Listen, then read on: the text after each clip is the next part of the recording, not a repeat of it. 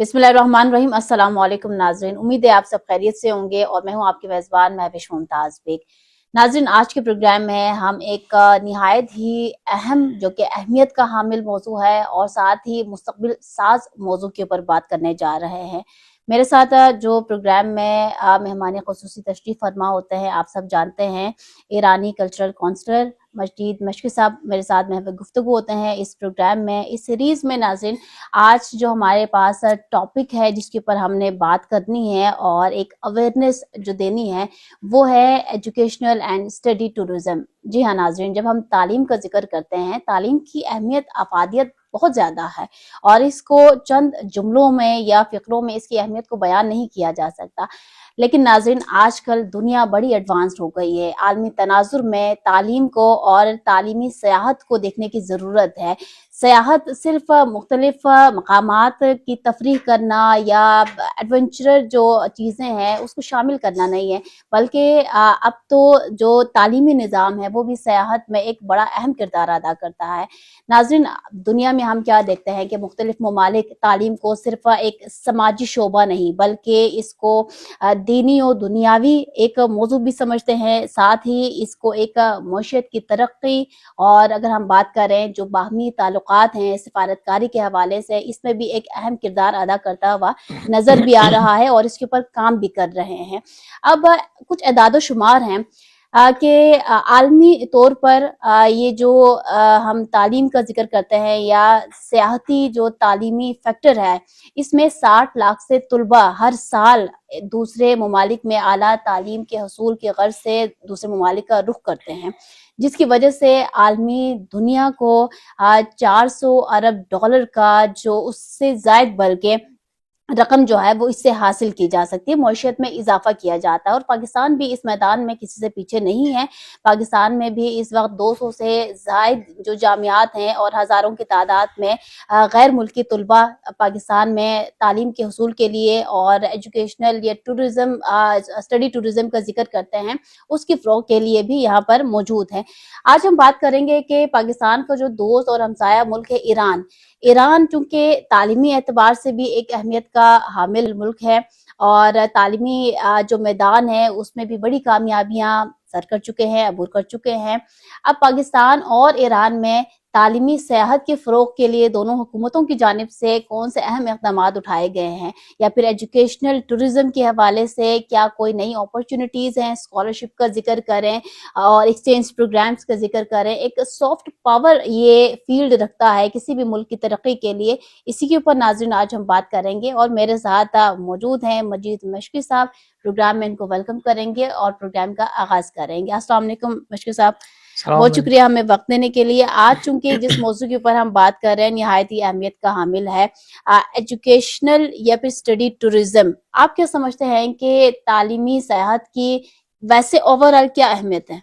امیدوار هستم که این گفتگوی امروز ما هم یک گام مثبتی باشد در توسعه روابط فرهنگی دو کشور. همونطور که شما اشاره کردید یکی از موضوعات مهم جهان معاصر موضوع توریسم علمی آموزشی یا گردشگر علمی آموزشی است یا به تعبیر دیگرش داد و ستد علمی از طریق دانشجویان و اساتید دانشگاه‌ها بین دو تا کشور هست. البته از گذشته دور در تاریخ بشر این موضوع وجود داشته. هر جا که یک مرکز علمی بوده و مرکز علمی قوی بوده، علاقمندان به علم و دانش سرزمین خودشون رو و موطن مادری خودشون رو ترک می‌کردن و به اون مرکز علمی می‌رفتن برای ادامه تحصیل و به اصطلاح دانش آموزی و علم آموزی.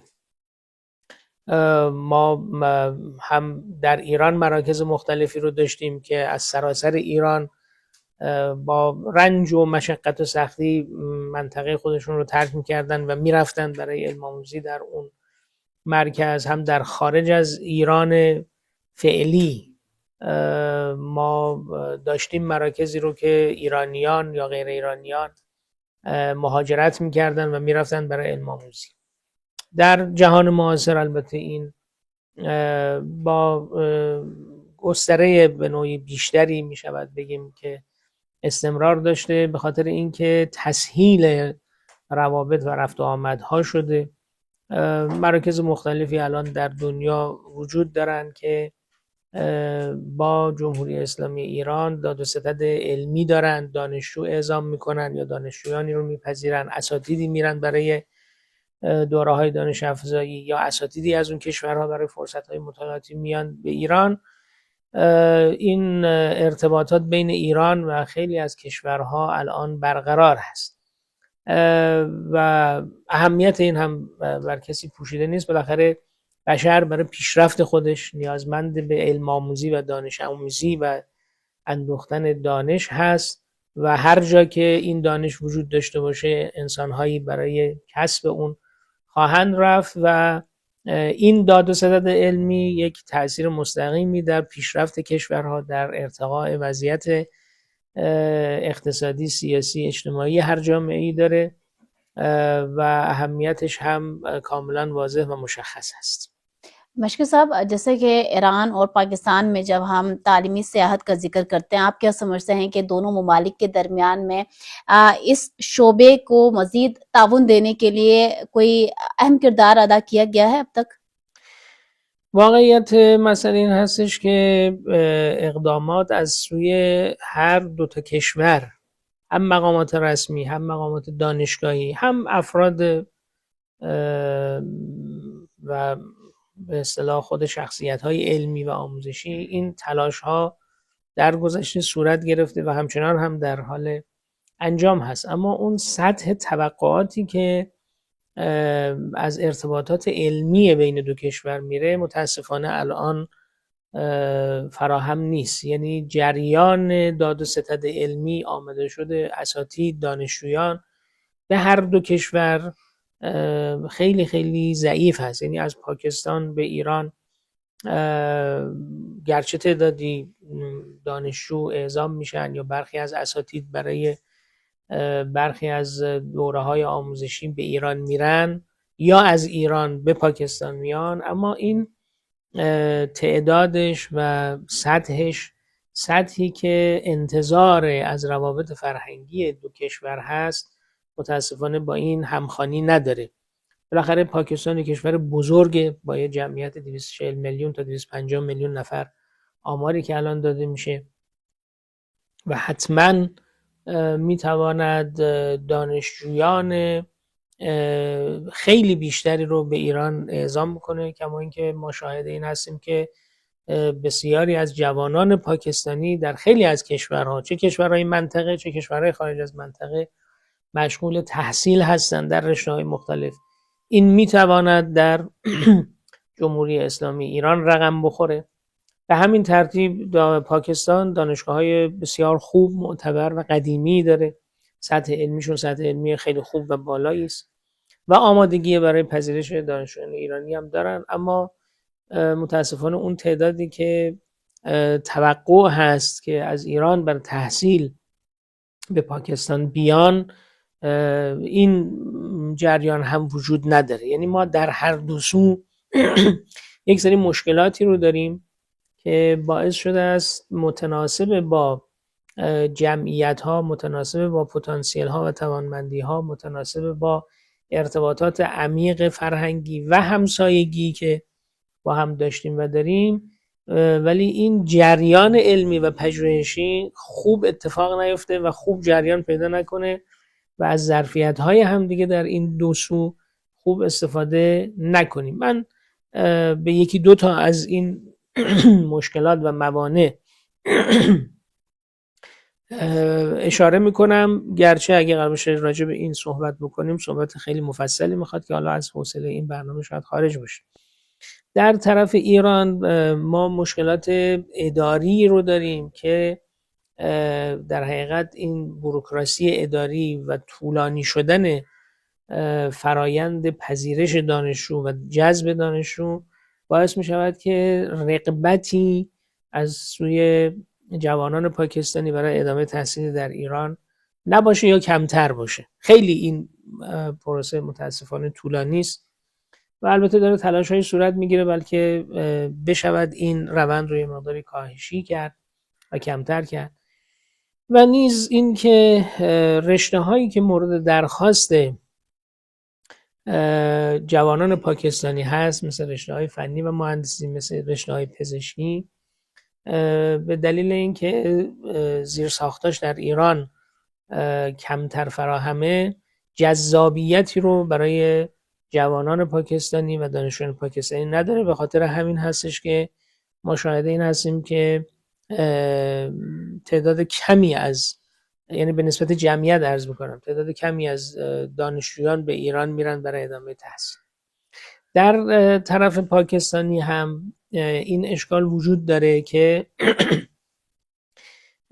قابلیت‌های علمی و آموزشی پاکستان در ایران به خوبی به نمایش گذاشته نشده. من فکر میکنم که این وظیفه سفارت جمهوری اسلامی پاکستان در ایران هست که توانمندی‌های علمی و آموزشی، دانشگاه‌های خوب این کشور و امکانات پژوهشی که در پاکستان هست رو یه مقداری در ایران بیشتر به نمایش بگذاره و بیشتر معرفی بکنه تا با توجه به نزدیکی راه و همسایگی و هم فرهنگی بین ایران و پاکستان دانشجویان بیشتری از ایران به پاکستان بیان. ما الان هم در شهر لاهور فقط حدود 340-50 نفر دانشجو داریم که در رشته‌های پزشکی و غیر پزشکی دارن تحصیل میکنن، اما این حتما میتواند خیلی خیلی تعداد بیشتری از این در دانشگاه‌های مختلف پاکستان برای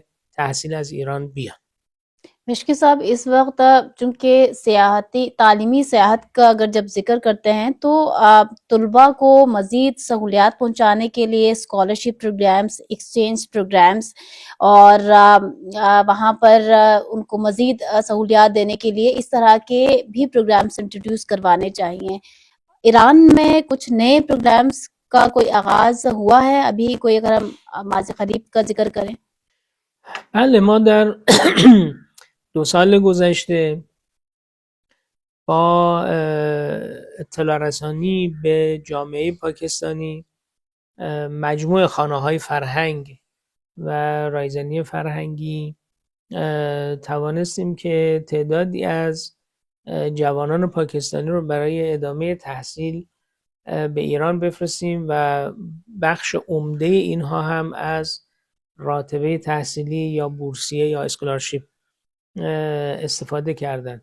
تعدادی از اینها در رشته‌های پزشکی مشغول شدند، تعدادی از اینها در رشته‌های فنی مهندسی مشغول شدند و تعداد دیگریشون هم در حوزه زبان فارسی مشغول شدند. ما در حوزه زبان فارسی هیچ محدودیتی برای ارائه بورسیه تحصیلی نداریم. در سطوح کارشناسی ارشد و به ویژه دکترا کاملا رایگان هم اقامتشون هم تحصیلشون، هر کسی که بخواد بره این آمادگی وجود داره و برخی از جوانان پاکستانی هم ظرف همین 1-2 سال گذشته جذب شدن برای همین رشته‌های زبان فارسی و دکترای زبان فارسی و الان هم در ایران مشغول ادامه تحصیل هستند و تو این مقطع دارن تحصیل میکنن. در رشته‌های فنی مهندسی همونجور که در صحبت قبلم اشاره کردم، ما سیت‌های آموزشیمون و صندلی‌های آموزشیمون در رشته به خصوص رشته‌های پزشکی محدوده و به یه تعدادی به هر حال طراحی شده که عمدتاً جوابگوی خود نیاز داخل کشور هست و امکان این که ما بتوانیم از خارج از ایران تعداد زیادی از دانشجویان رو بپذیریم و به خصوص با بورسیه این کار رو بکنیم برامون خیلی کمتر وجود داره. اما با این حال این اتفاق رقم خورده و تعدادی از دانشجویان پاکستانی عرض کردم سال 1-2 سال گذشته جذب شدن توسط خانه‌های فرهنگ پیشاور و کراچی و لاهور و اینها اعزام شدن و الان مشغول به تحصیل در ایران هستن. در ایران بورسیه عرض کردم داده می شود، منتها یه مقداری محدودیت داره و شاید هم از یک طرفی خیلی خوب روی این موضوع کار نشده که جاذبه های تحصیلی و گردشگر تحصیلی رو در ایران ما به نمایش بگذاریم تا تعداد دانشجویان بیشتری از پاکستان به ایران جذب بشن. ولی در این حال بله، جواب یعنی پاسخ سوال شما مثبت. بورسیه وجود داره، شرایط و امکانات خوبی برای تحصیل دانشجویان پاکستانی در ایران هست. متاسفانه رشته ها و به حساب صندلی های آموزشی محدوده که حالا اونو باید زیر ساختاش آماده بشه تا انشالله تعداد بیشتری رو ما بتونیم جذب بکنیم. मशक साहब, जब तलबा अपने मुल्क से दूसरे ममालिक में तालीम के हसूल के लिए जाते हैं तो सिर्फ वो तालीम हासिल करके नहीं आते, बल्कि वहाँ की जो सकाफत है, वहाँ का कल्चर है, वहाँ के सियाहत के को फ़रोग देने के लिए भी तौर तरीक़े सीख कर आता है। लेकिन बाज़ औक़ात ममालिक के अंदर कुछ हंगामी सूरत हाल भी पैदा हो जाती है। तो उस वक्त अगर हम ईरान और पाकिस्तान का सिर्फ जिक्र करें तो आपसे मैं पूछना चाहूंगी कि ईरान उस हंगामी सूरत हाल को किस तरह से संभालता है और जो गैर मुल्की तलबा होते हैं उनकी वतन वापसी के लिए क्या किरदार अदा करता है। फिर अगर हालात मामलात वापस से दुरुस्त सिमत पर आ जाते हैं तो उनकी वापसी के लिए क्या तरीक़ाकार बरोए कार लाता है। بله، کاملا این در ایران هم مثل بقیه جای دیگه دنیا یک نرمی داره که داره رعایت میشه. اولا من میخوام تایید بکنم نکته رو که شما فرمودید. اعزام یک دانشجو یا پذیرش یک دانشجو برای ادامه تحصیل صرفا علم آموزی نیست. یک دانشجویی که به خارج از کشور خودش میره با توجه به اینکه با فرهنگ و ساختار سیاسی و اجتماعی یک جامعه جدید کاملا آشنا میشه، یک مبلغ خوبی هست برای ترویج فرهنگ اون کشوری که رفته و درش تحصیل کرده و آموزش دیده. حالا من به عنوان مثال عرض میکنم دانشجویان ایرانی که آمدن در پاکستان و تحصیل کردن، اینها با توجه به اینکه تمام لایه‌های مختلف سیاسی و اجتماعی و اقتصادی جامعه پاکستان رو دیدن، وقتی برمیگردن به ایران قطعاً اون آدم قبلی نیستن، با اون نفر به حساب با اون تفکر قبلی خودشون دیگه بر نمیگردن ایران، بلکه حامل یک پیام فرهنگی و یک معرفی خوبی از پاکستان هستن. همینطور هست کسانی که از پاکستان رفتن در ایران زندگی کردن و علم آموزی کردن. من تقریبا میتونم بگم که کسی رو ندیدم از دانشجویان پاکستانی که رفته باشه ایران و جذب فضای فرهنگی و اجتماعی ایران نشده باشه و وقتی هم که برمیگردن حتی تا سالیان دراز پس از بازگشتشون همچنان حامل پیام‌های فرهنگی ایران و همچنان مبلغان خوبی هستند برای ایران. طبیعیه که وقتی که دانشجویان در یک سرزمینی و در یک کشوری در حال زندگی هستند، امنیت اونها، وضعیت زندگی اونها و همه شرایطی که برای یک زندگی امن و تحصیل آموزی نیازمند هستند بر عهده دولت اون کشور هست، بر عهده دولت میزبان هست و حفظ و حراست از جان اونها هم بر عهده دولت میزبان هست. این در جمهوری اسلامی ایران به حد اعلا و در بهترین درجهش رعایت میشه. نسبت به اعطاء تسهیلات رفاهی هم همینطور هست، یعنی همون تسهیلات رفاهی و علمی و آموزشی که برای دانشجویان ایرانی جمهوری اسلامی ایران اعطا میکنه و قائل هست، همون تسهیلات رو کاملا برای دانشجویان غیر ایرانی از جمله دانشجویان پاکستانی فراهم میکنه. امنیت اونها رو، اقتصاد اونها رو، زندگی اونها رو، یه شرط بسیار مطلوبی برای اینکه بتوانند با خیال راحت و با آرامش خاطر به پژوهششون و به درسشون بپردازن و به علم آموزیشون ادامه بدن فراهم میشه تو ایران. چنانچه مواقعی هم اتفاقاتی میفته، در هر کشوری ممکنه اتفاق بیفته، حالا اتفاقات گاهن طبیعی هم حتی میفته، سیلی، زلزله‌ای خدای نکرده برای کشوری اتفاق میفته، یا بالاخره حالتهای تنشی بین در درون اون کشور اتفاق میفته. مسئولیت دولت ها هستش که حفاظت بکنن از مهمانان خارجی که دارن. در جمهوری اسلامی ایران هم الحمدلله این در حد کامل داره رعایت میشه. در همین ایام اتفاقات اخیری که افتاد، در جنگ 12 روزه‌ای که اتفاق افتاد، با همکاری هر دو دولت، به خصوص در جنگ 12 روزه خیلی سریع دانشجویان پاکستانی تخلیه شدن، از راه زمینی، بعضا از راه هوایی به کشورشون بازگشتن. اونایی که قبل از وقوع جنگ بالاخره شرایط رو احساس میکردن که باید ایران رو ترک بکنن، از طریق هوایی آمدن. وقتی هم جنگ اتفاق افتاد، چون دیگه مرزهای هوایی بسته شده بود، از مرزهای زمینی آمدن و بلافاصله با همکاری هر دو کشور از مرز اینها به اصطلاح تخلیه شدن. با اینکه اون ایام مرزها بسته بود، اما دانشجویان رو به اصطلاح راهی کردن و روانه کردن و آمدن پاکستان.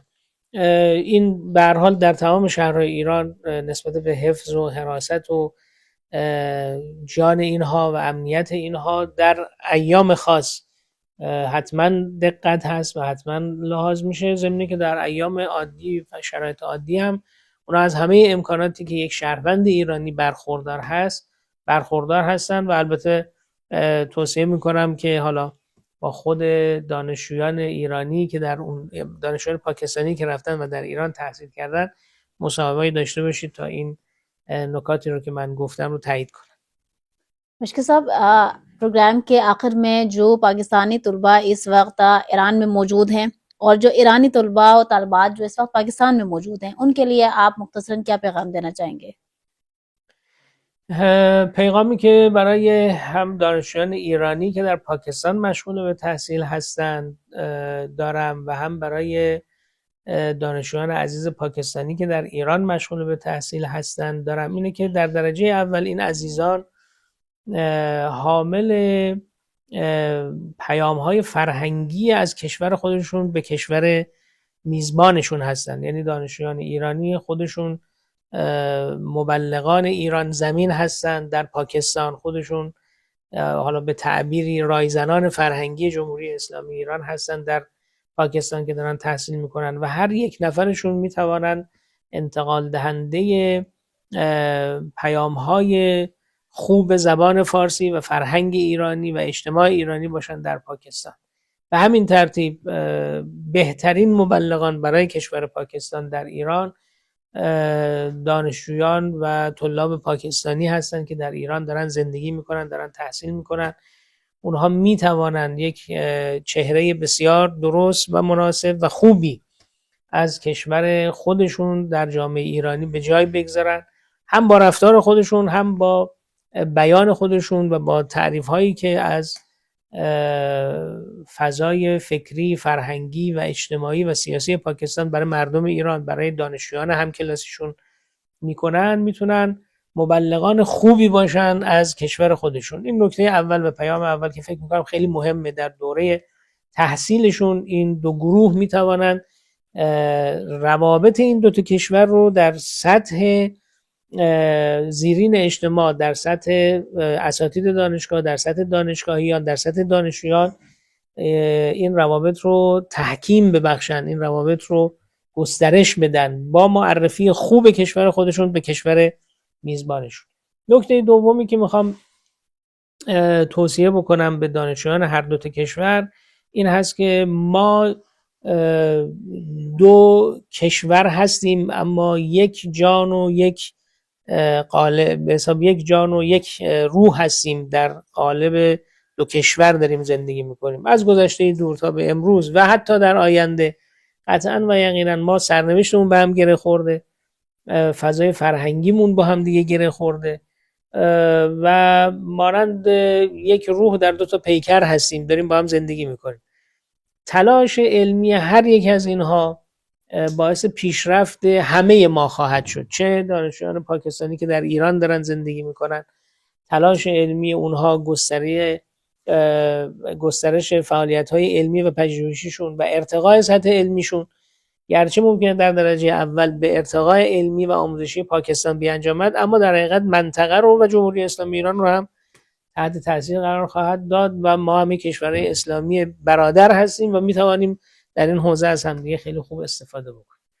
و متقابلا دانشجویان عزیز ایرانی هموطنان ما که در پاکستان دارن زندگی میکنن، همین موضع و موضوع براشون صادق هست. هر مقدار تلاش علمی که داشته باشن و ارتقاء علمی بدن خودشون رو، قطعا کشور ما ایران سطح علمیش ارتقا پیدا خواهد کرد و این تاثیرگذار در منطقه و حتما هم تاثیرگذار در پاکستان خواهد بود. لذا من از همه عزیزان تقاضا میکنم که از این فرصت علمی استفاده بکنن و سطح علمی دو کشور اسلامی رو انشالله ارتقا بدن. इंशाल्लाह जी। बहुत शुक्रिया मशकी साहब आपके वक्त का, और इंतहाई अहमियत के हामिल मौजू के ऊपर आज मशकी साहब ने गुफ्तगू की। और जब हम एजुकेशनल और स्टडी टूरिज्म का जिक्र करते हैं नाज़रीन, ये एक बहुत बड़ा सब्जेक्ट है, इसके लिए मुल्कों को बड़ा काम करना पड़ेगा। और कहते हैं ना कि यूथ जो है, नौजवान नस्ल ही कौमों का मुस्तकबिल तय करती हैं कि किस तरह से आइंदा आने वाले चंद बरसों में मुल्क का जो एक सॉफ्ट इमेज है वो कैसे वाजिया होगा। तो फिर ये तमाम चीज़ें यूथ और तलबा और तलबात के हाथों में होता है। उम्मीद करते हैं कि आप लोगों को हमारा आज का प्रोग्राम पसंद आया होगा। अपने रिव्यूज़ हमारे साथ आप कमेंट्स और ईमेल्स के थ्रू शेयर कर सकते हैं। इसी के साथ मुझे और मजीद मशकी साहब को दीजिए इजाज़त। इंशाल्लाह नेक्स्ट प्रोग्राम में दोबारा हाजिर होंगे, तब तक के लिए अल्लाह हाफ़िज़।